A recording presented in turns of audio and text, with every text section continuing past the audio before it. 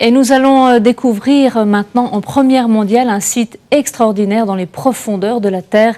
C'est la nouvelle galerie très spectaculaire des grottes de Vallorbe. Il aura fallu plusieurs mois de travaux pour ouvrir au public cette cathédrale souterraine. Une visite signée Vivienne Gabriel.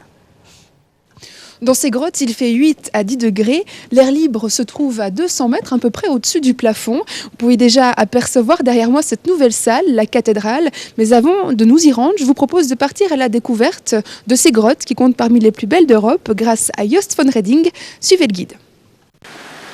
Après 4 km d'errance souterraine dans les galeries calcaires, voilà l'Orbe qui ressurgit à l'air libre.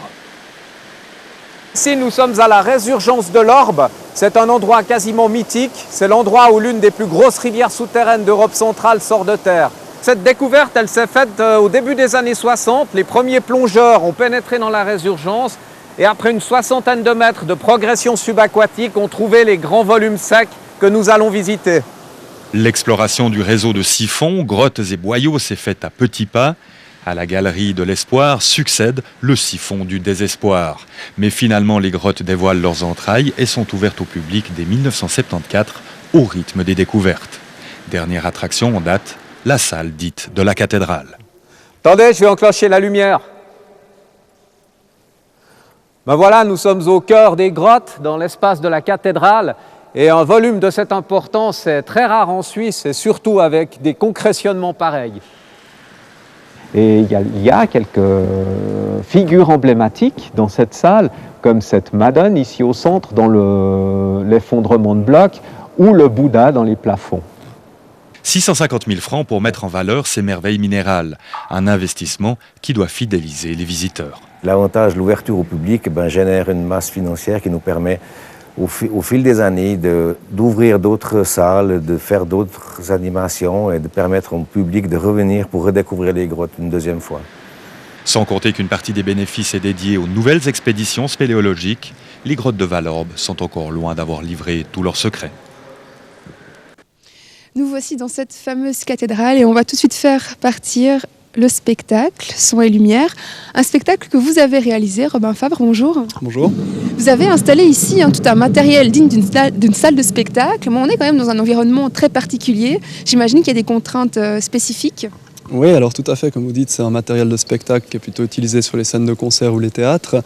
Mais ici, ça impose quelques contraintes, comme par exemple le fait d'avoir une armoire électrique qui est climatisée, chauffée, ou alors d'étanchéifier tous les spots qu'on a disposés ici dans la salle.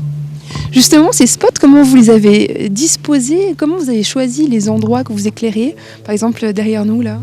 Alors, il y a deux intérêts différents. Il y a l'intérêt géologique, scientifique de chaque endroit qu'on a choisi pour éclairer, et puis aussi un aspect artistique qui nous a conduit à choisir tel ou tel tableau pour l'éclairage. Et la musique, on l'entend, comment vous l'avez choisie? Alors la musique, on a évité de prendre un style comme classique ou jazz parce que tous les gens ont des goûts différents.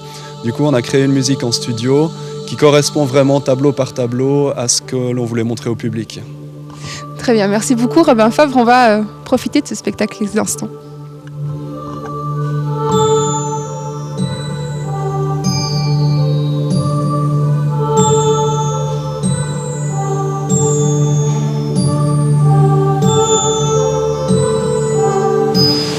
Dominique Fesch, bonjour. Bonjour. Vous êtes la directrice régionale du tourisme. 60 000 personnes chaque année qui viennent visiter les grottes ici à Vallorbe. Avec cette nouvelle attraction, vous voulez encore frapper plus fort? Alors c'est sûr qu'on aimerait attirer 20 ou 25 000 visiteurs de plus, c'est certain. Quand même, la concurrence est parfois difficile avec d'autres sites qui sont placés plus au sud du canton. Alors c'est pas de la concurrence, c'est du partenariat.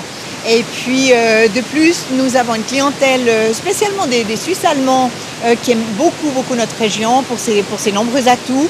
Et il y a tout près, on se trouve à 3 heures, un petit peu plus de 3 heures de Paris.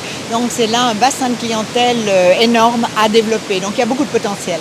En 1974, quand les grottes ont été ouvertes au public, ça ne ressemblait pas du tout à ça. Est-ce qu'à l'avenir, ça va encore se développer? Alors il y a encore beaucoup de cavités à développer, c'est sûr, mais ça prend quand même énormément de ressources de travailler une cavité telle que vous allez la voir, la cathédrale. Et effectivement, on ne va pas développer ces projets tout de suite. Mais il y a encore beaucoup de cavités à découvrir pour le public dans les grottes de Vallorbe. Ils sont pour l'instant accessibles seulement aux spéléologues? Aux spécialistes, effectivement. Merci beaucoup Dominique Fesch.